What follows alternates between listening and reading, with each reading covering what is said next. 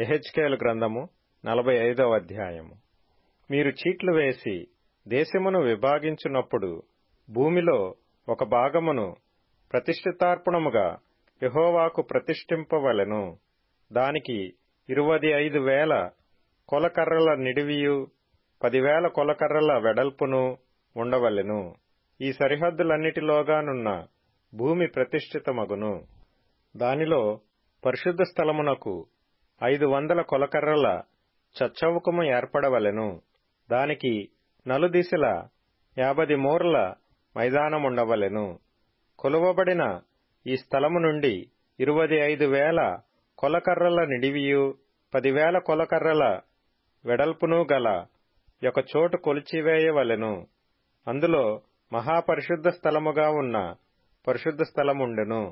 యెహోవాకు పరిచర్య చేయుటకై ఆయన సన్నిధికి వచ్చి పరిచర్య చేయుచున్న యాజకులకు ఏర్పాటైన ఆ భూమి ప్రతిష్ఠిత స్థలముగా ఎంచబడును. అది వారి ఇండ్లకు నివేశమై పరిశుద్ధ స్థలమునకు ప్రతిష్ఠితముగా ఉండును.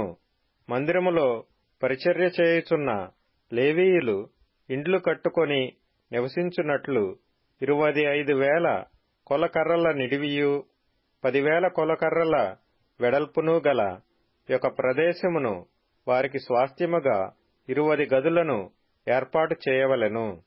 మరియు పట్టణమునకై 5,000 కొలకర్రల వెడల్పును 25,000 కొలకర్రల నిడివియు గల ఒక ప్రదేశము ఏర్పాటు చేయవలెను. అతి ప్రతిష్ఠితమగు భాగమునకు సరిగా ఉండవలెను. ఇశ్రాయేలీలకందరికీ అది స్వాస్థ్యముగా ఉండును. మరియు ప్రతిష్ఠిత భాగమునకును పట్టణమునకై ఏర్పడిన ప్రదేశమునకును ఎదురుగా వాటికి పడమటగాను తూర్పుగాను ప్రతిష్ఠిత భాగమునకును పట్టణమునకై ఏర్పడిన దేశమునకును ఇరుప్రక్కల అధిపతికి భూమిని ఏర్పాటు చేయవలెను. పడమటి నుండి తూర్పు వరకు దాని కొలువగా అది ఒక గోత్రస్థానమునకు సరిపడు నిడివి గలదై ఉండవలెను. అధిపతి ఇక నా జనులను బాధింపక వారి గోత్రములను బట్టి భూమి అంతయు ఇశ్రాయేలీలకు నియమించున్నట్టు అది ఇశ్రాయేలీలలో అతనికి భూస్వాస్థ్యముగా ఉండును. మరియు యెహోవా ఈ మాట సెలవిచ్చుచున్నాడు: ఇశ్రాయేలీల అధిపతులారా, మీరు జరిగించిన బలాత్కారమును దోచుకొనిన దోపును చాలును. అలాగు చేయుట మాని నా జనుల సొమ్మును అపహరింపక నీతి న్యాయములననుసరించి నడుచుకొనిడి. ఇదే ప్రభువగు యెహోవా వాక్కు. ఖరా త్రాసులను, ఖరా పడిని, ఖరా తూమును, ఒక్కటే పడియు ఒక్కటే తూమును మీరుంచుకొనవలెను. తూము పందుములో 10వ పాలు పట్టునదై ఉండవలెను. పందుము మీకు పరిమాణముగా నుండవలెను. తులం ఒకటింటికి 20 చిన్నముల ఎత్తును, అరవీసె ఒకటింటికి 20 తులముల ఎత్తును, 25 తులముల ఎత్తును, 15 తులముల ఎత్తును ఉండవలెను. ప్రతిష్ఠితార్పణలు ఈ ప్రకారముగా చెల్లింపవలెను. 180 పళ్ల గోధుమలలో 3 పళ్ల వంతునను, 180 పళ్ల యవలలో 3 పళ్ల వంతునను చెల్లింపవలెను. తైలము చెల్లించునదెట్లనగా 180 పళ్ల నూనెలో పడియు 30 వంతున చెల్లింపవలెను. తూము 180 పళ్లు పట్టునదగును. మరియు ఇశ్రాయేలీల నిమిత్తము ప్రాయశ్చిత్తము చేయుటకై నైవేద్యమునకును దహన బలికిని సమాధాన బలికిని మంచి మేపు తగిలిన గొర్రెలలో మందకు 200లలో ఒక దానిని తేవలెను. ఇశ్రాయేలీలలోని అధిపతికి చెల్లింపవలసిన ఈ అర్పణము ఈ ప్రకారముగా తెచ్చుటకు దేశమునకు చేరిన జనులందరూ బద్ధులై యుందురు. పండుగలలోను, అమావాస్య దినములలోను, విశ్రాంతి దినములలోను, ఇశ్రాయేలీలు కూడుకొను నియామక కాలములలోను వాడబడు దహన బలులను, నైవేద్యములను, పానార్పణములను సరిచూచుట అధిపతి భారము. అతడు ఇశ్రాయేలీల నిమిత్తము ప్రాయశ్చిత్తము చేయుటకై పాప పరిహారార్థ బలి పశువులను, నైవేద్యములను, దహన బలులను, సమాధాన బలి పశువులను సిద్ధపరచవలెను. ప్రభువగు యెహోవా సెలవిచ్చినదేమనగా, మొదటి నెల మొదటి దినమున నిర్దోషమైన కోడెను తీసుకొని పరిశుద్ధ స్థలము నిమిత్తము పాప పరిహారార్థ బలి నర్పింపవలెను. ఎట్లనగా, యాజకుడు పాప పరిహారార్థ బలి పశు రక్తము కొంచెము తీసి మందిరపు ద్వారబంధముల మీదను బలిపీఠపు చూరు 4 మూలల మీదను లోపటి ఆవరణపు వాకిటి ద్వారబంధముల మీదను ప్రోక్షింపవలెను. తెలియక తప్పిపోయిన వారిని విడిపించున్నట్లుగా మందిరమునకు ప్రాయశ్చిత్తము చేయుటకై నెల 7వ దినమందు అలాగు చేయవలెను. మొదటి నెల 14వ దినమున పస్కా పండుగ ఆచరింపవలెను. 7 దినములు దానినాచరింపవలెను. అందులో పులియని ఆహారము తినవలెను. ఆ దినమున అధిపతి తనకును దేశమునకు చేరిన జనులందరికిని పాపపరిహారార్థ బలిగా ఒక ఎద్దును అర్పింపవలెను. మరియు 7 దినములు అతడు నిర్దోషమైన 7 ఎడ్లను 7 పొట్టేళ్లను తీసుకొని దినమొకటింటికి ఒక ఎద్దును ఒక పొట్టేలును దహనబలిగా యెహోవాకు అర్పింపవలెను. మరియు అనుదినము ఒక్కొక్క మేకపిల్లను పాప పరిహారార్థ బలిగా అర్పింపవలెను. మరియు ఎద్దొకటింటికిని పొట్టేలొకటింటికిని తూము పిండి పట్టిన నైవేద్యము చేయవలెను. తూము ఒకటింటికి 3 పళ్ల నూనె ఉండవలెను. మరియు 7వ నెల 15వ దినమున పండుగ జరుగుచుండగా యాజకుడు 7 దినములు పండుగ ఆచరించుచు పాప పరిహారార్థ బలి విషయములోను దహనబలి విషయములోను నైవేద్య విషయములోను నూనె విషయములోను ఆ ప్రకారముగానే చేయవలెను. యెహెజ్కేలు గ్రంథము 46వ అధ్యాయము. ప్రభువైన యెహోవా సెలవిచ్చినదేమనగా, తూర్పు తట్టు చూచు లోపటి ఆవరణపు గుమ్మము పనిచేయు 6 దినములు మూయబడి యుండి విశ్రాంతి దినమునను అమావాస్య దినమునను తీయబడి ఉండవలెను. అధిపతి బయట మంటపమునకు పోవు మార్గముగా ప్రవేశించి గుమ్మపు ద్వార బంధముల దగ్గర నిలువబడగా యాజకులు దహనబలి పశువులను సమాధాన బలి పశువులను అతనికి సిద్ధపరచవలెను. అతడు గుమ్మము దగ్గర నిలువబడి ఆరాధన చేసిన తరువాత వెలుపలికి పోవును. అయితే సాయంకాలము కాక మునుపే గుమ్మము మూయకూడదు. మరియు విశ్రాంతి దినములలోను అమావాస్యలలోను దేశ జనులు ఆ తలుపు దగ్గర నిలువబడి యెహోవాకు ఆరాధన చేయవలెను.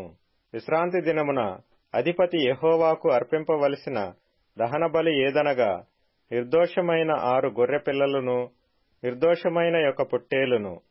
పొట్టేలుతో తూమెడు పిండిగల నైవేద్యము చేయవలెను. గొర్రెపిల్లలతో కూడా శక్తి కొలది నైవేద్యమును తూము ఒకటింటికి 3 పళ్ల నూనెయు తేవలెను. అమావాస్య నాడు నిర్దోషమైన చిన్న కోడెను నిర్దోషమైన 6 గొర్రెపిల్లలను నిర్దోషమైన 1 పొట్టేలును అర్పింపవలెను. నైవేద్యమును సిద్ధపరచవలెను. ఎద్దుతోనూ పొట్టేలుతోనూ తూమెడు పిండిని గొర్రెపిల్లలతో శక్తి కొలది పిండిని అర్పింపవలెను. తూము ఒకటింటికి 3 పళ్ల నూనె నైవేద్యము చేయవలెను. అధిపతి ప్రవేశించున్నప్పుడు గుమ్మపు మంటప మార్గముగా ప్రవేశించి అతడు ఆ మార్గముగానే వెలుపలికి పోవలెను. అయితే దేశ జనులు నియామక కాలముల యందు యెహోవా సన్నిధిని ఆరాధన చేయుటకై వచ్చునప్పుడు ఉత్తరపు గుమ్మపు మార్గముగా వచ్చిన వారు దక్షిణపు గుమ్మపు మార్గముగా వెళ్లవలెను. దక్షిణపు గుమ్మపు మార్గముగా వచ్చిన వారు ఉత్తరపు గుమ్మపు మార్గముగా వెళ్లవలెను. తాము వచ్చిన దారినే ఎవరునూ తిరిగిపోక అందరును తిన్నగా వెలుపలికి పోవలెను. అధిపతి వారితో కలిసి ప్రవేశింపగా వారు ప్రవేశించుదురు. వారు బయలు వెళ్ళునప్పుడు అందరునూ కూడి బయలు వెళ్లవలెను. పండుగ దినములలోనూ నియామక కాలములలోనూ ఎద్దుతో గాని పొట్టేలుతో గాని తూమెడు పిండియు గొర్రెపిల్లలతో శక్తి కొలది పిండియు తూము ఒకటింటికి 3 పళ్ల నూనెయు నైవేద్యముగా అర్పింపవలెను. యెహోవాకు స్వేచ్ఛార్పణమైన దహన బలినైనను స్వేచ్ఛార్పణమైన సమాధాన బలినైనను అధిపతి అర్పించున్నప్పుడు తూర్పు తట్టు గుమ్మము తీయవలెను. విశ్రాంతి దినమున అర్పించున్నట్లు దహన బలిని సమాధాన బలిని అర్పించి వెళ్లిపోవలెను. అతడు వెళ్లిపోయిన తరువాత గుమ్మము మూయబడవలెను. మరియు ప్రతిదినము నిర్దోషమైన ఏడాది మగ గొర్రె పిల్లను దహనబలిగా అర్పింపవలెను. అనుదినము ఉదయమున దానిని అర్పింపవలెను. మరియు అనుదినము ఉదయమున దానితో నైవేద్యము చేయవలెను. అది ఎట్లనగా తూమెడు గోధుమ పిండిలో 6వ పాలును పిండి కలుపుటకు పడి నూనెయు నుండవలెను. ఇవి ఎవరునూ రద్దుపరచలేని నిత్యమైన కట్టడలు. గొర్రెపిల్లలను నైవేద్యమును నూనెను అనుదినము ఉదయముననే నిత్య దహన బలిగా అర్పింపవలెను. ప్రభువైన యెహోవా సెలవిచ్చినదేమనగా, అధిపతి తన కుమారులలో ఎవనికైనను భూమి ఇచ్చిన ఎడల అది అతని కుమారునికి స్వాస్థ్యమైనందున అతని కుమారుల దగును. అది వారసత్వము వలన వచ్చిన దాని వంటి స్వాస్థ్యము. అయితే అతడు తన పనివారిలో ఎవనికైనను భూమి ఇచ్చిన ఎడల విడుదల సంవత్సరము వరకే అది వాని హక్కై తరువాత అధిపతికి మరలా వచ్చును. అప్పుడు అతని కుమారులు అతని స్వాస్థ్యమునకు మాత్రము హక్కుదారులగుదురు. జనులు తమ స్వాస్థ్యముననుభవింపకుండా అధిపతి వారి భూమిని ఆక్రమింపకూడదు. నా జనులు తమ భూములను విడిచి చెదరిపోకుండునట్లు అతడు తన భూమిలో నుండి తన కుమారులకు భాగములనియ్యవలెను. పిమ్మట అతడు గుమ్మపు మధ్యగోడ మార్గముగా ఉత్తర దిశ చూచుచున్న యాజకులకు ఏర్పడిన ప్రతిష్ఠితమైన గదులలోనికి నన్ను తీసుకుని రాగా, అచ్చట వెనుక తట్టు పశ్చిమ దిక్కున స్థలమొకటి కనబడెను. ప్రతిష్ఠితములగు వస్తువులను బయటి ఆవరణములోనికి కొనివచ్చి యాజకులు జనులను ప్రతిష్ఠించుటకై వారు అపరాధ పరిహారార్థ బలి పశు మాంసమును పాప పరిహారార్థ బలి పశు మాంసమును వండుచు నైవేద్యములను కాల్చుచుండు స్థలమిదియే అని నాతో చెప్పి, అతడు బయటి ఆవరణములోనికి నన్ను తీసుకొని వచ్చి ఆవరణపు 4 మూలలను నన్ను త్రిప్పగా, ఆవరణము యొక్క మూలను మరియొక ఆవరణమున్నట్టు కనబడెను. ఆవరణపు మూలను ఆవరింపబడిన ఆవరణమొకటి కనబడెను. ఒక్కొక్కటి 40 మూరల నిడివియు 30 మూరల వెడల్పును గలిగి 4 ఏక పరిమాణముగా ఉండెను. మరియు ఆ 4 చుట్టూ పంక్తిగానున్న అటకలుండెను. చుట్టూనున్న అటకల క్రింద పోయిలుండెను. ఇది వంట చేయు వారి స్థలము. ఇక్కడ మందిర పరిచారకులు జనులు తెచ్చు బలిపశు మాంసమును వండుదురని ఆయన నాతో చెప్పెను. యెహెజ్కేలు గ్రంథము 47వ అధ్యాయము. అతడు మందిరపు గుమ్మమునకు నన్ను తోడుకొని వచ్చెను. మందిరము తూర్పు ముఖముగా ఉండెను. నేను చూడగా మందిరపు గడప క్రింద నుండి నీళ్లు ఉబికి తూర్పుగా పారుచుండెను. ఆ నీళ్లు బలిపీఠమునకు దక్షిణముగా మందిరపు కుడి ప్రక్కను క్రింద నుండి పారుచుండెను. పిమ్మట ఆయన ఉత్తరపు గుమ్మపు మార్గముగా నన్ను నడిపించి చుట్టూ త్రిప్పి తూర్పునకు పోవు దారిని బయటి గుమ్మమునకు తోడుకొని వచ్చెను. నేను చూడగా అచ్చట గుమ్మపు కుడి ప్రక్కను నీళ్లు ఉబికి పారుచుండెను. ఆ మనుష్యుడు కొలనూలు చేత పట్టుకొని తూర్పు మార్గమున బయలు వెళ్లి 1000 మూరలు కొలిచి ఆ నీళ్ల గుండా నన్ను నడిపింపగా నీళ్లు చీలమండ లోతుండెను. ఆయన మరి 1000 మూరలు కొలిచి నీళ్లగుండా నన్ను నడిపింపగా నీళ్లు మోకాళ్ల లోతుండెను. ఇంకా ఆయన 1000 మూరలు కొలిచి నీళ్లగుండా నన్ను నడిపింపగా నీళ్లు మొల లోతుండెను. ఆయన ఇంకను 1000 మూరలు కొలువగా నీళ్లు మిక్కిలి లోతై నేను దాటలేనంత నది కనబడెను. దాట వీలు లేకుండా ఈదవలసినంత నీరుగల నది ఆయను. కీర్తనల గ్రంథం 136వ కీర్తన. గొప్ప రాజులను ఆయన హతము చేసెను, ఆయన కృప నిరంతరముండును. ప్రసిద్ధి నొందిన రాజులను ఆయన హతము చేసెను, ఆయన కృప నిరంతరముండును.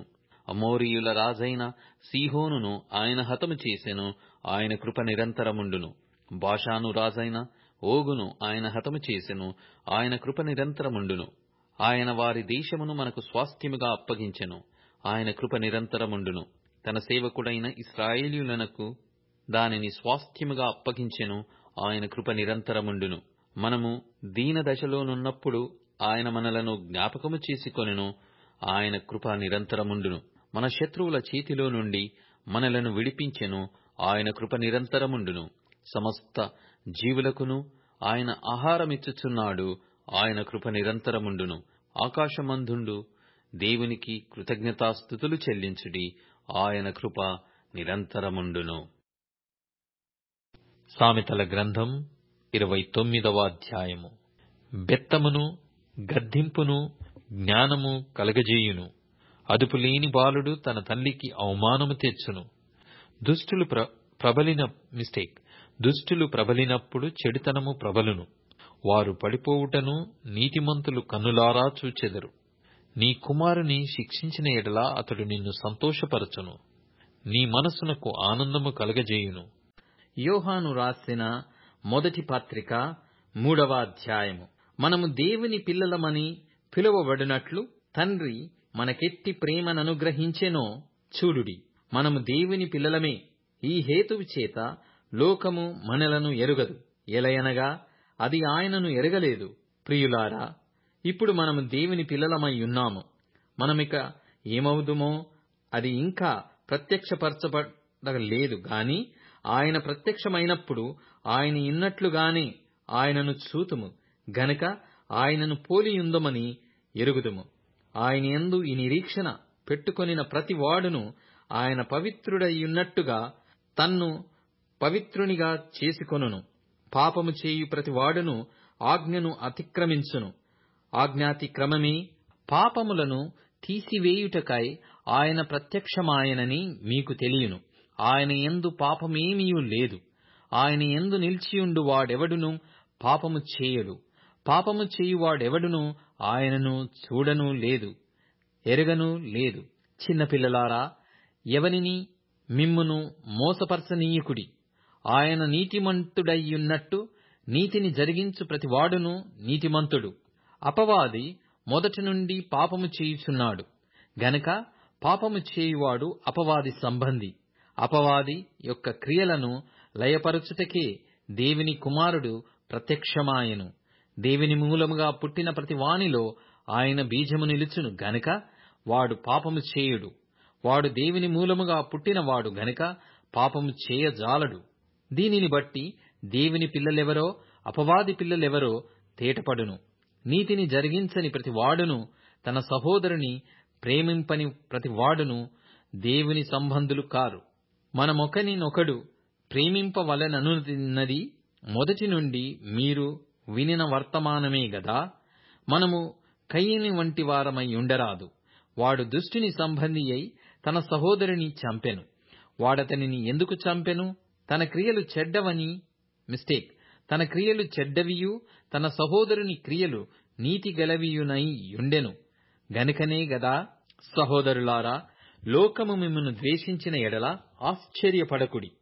మనము సహోదరులను ప్రేమించుచున్నాము గనక మరణములో నుండి జీవములోనికి దాటియున్నామని ఎరుగుదుము. ప్రేమ లేనివాడు మరణమందు నిలిచియున్నాడు. తన సహోదరుని ద్వేషించువాడు నరహంతకుడు. ఏ నరహంతకుని యందును నిత్యజీవముండదని మీరెరుగుదురు. ఆయన మన నిమిత్తము తన ప్రాణమును పెట్టెను గనక దీనివలన ప్రేమ ఎట్టిదని తెలుసుకొనుచున్నాము. మనము కూడా సహోదరుల నిమిత్తము మన ప్రాణములను పెట్టబద్ధులమయ్యున్నాము. ఈ లోకపు జీవనోపాధి గలవాడయుండి తన సహోదరునికి లేమి కలుగుట చూచియు అతని ఎడల ఎంత మాత్రమును కనికరము చూపని వానియందు దేవుని ప్రేమ ఎలాగు నిలుచును?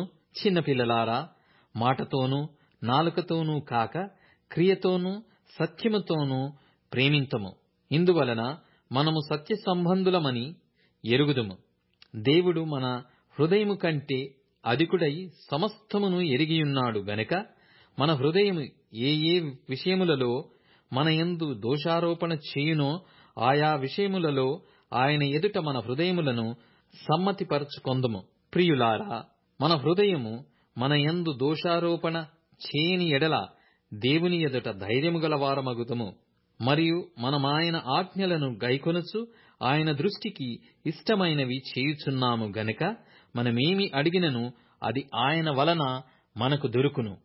ఆయన ఆజ్ఞ ఏదనగా, ఆయన కుమారుడైన యేసుక్రీస్తు నామమును నమ్ముకొని ఆయన మనకు ఆజ్ఞనిచ్చిన ప్రకారముగా ఒకనినొకడు ప్రేమింప వలెననున్నదియే. ఆయన ఆజ్ఞలను గైకొనువాడు ఆయన యందు నిలిచియుండును, ఆయన వానియందు నిలిచియుండును. ఆయన మన యందు నిలిచియున్నాడని ఆయన మనకనుగ్రహించిన ఆత్మ మూలముగా తెలుసుకొనుచున్నాము.